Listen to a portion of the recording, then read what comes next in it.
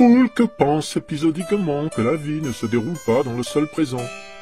Le temple se referme sur lui. Les temples sont des lieux de fantasmes, la forêt fait un mur qui découpe les champs. Quelqu'un, mais qui s'amuse. S'étonnent les difficultés que la plupart des gens éprouvent à être seuls avec eux-mêmes, vit un scepticisme modeste. Trop attentif à la liberté d'action de chacun, Foulque refuse d'être gentil. Foulque n'est pas égoïste. Foulque souhaiterait croire que le cerveau forcené qui est à l'origine des messages qu'il reçoit obéit tout de même à une certaine logique. Et percule de questions.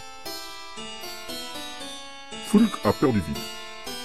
Le temple se referme sur lui. Il semble être là depuis toujours. Il y a des bosquets. Foulque se demande toujours si toute vie ou n'importe quelle autre vie il pleut. Un peu. Refuse de tout laisser aller. Trop attentif à la liberté d'action de chacun, refuse d'être gentil.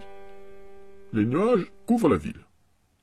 Des garçonnets portant des casques militaires trop grands pour eux, brandissant des armes de bois, se poursuivent dans les sous-bois imitant des bruits de fusillade.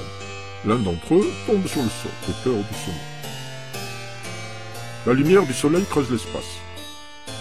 La forêt est un mur qui délimite les champs. Les murs du temple construisent une vision de l'espace et ceux de la forêt une autre. Foulque est entier. Algor est son lieu de refuge. Foulque supporte de plus en plus mal les relations affectives familiales obligatoires. Il ne comprend pas plus les contraintes de l'affection que la liberté absolue. Foulque se dit que l'univers lui échappe. Foulque cherche à atteindre un en-devant de l'enchantement et un au-delà de la calamité. La réalité est ce qu'il pense ou ce qui se pense à travers lui. Hésite.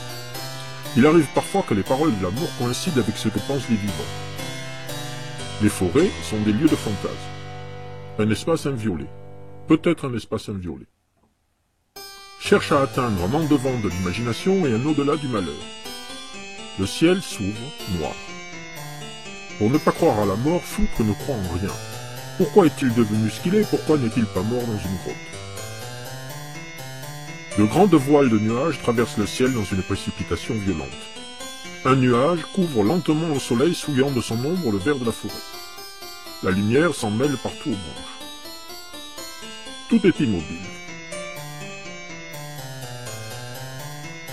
Des clairières d'un vert indiscutable se dégage une impression d'intensité apaisante.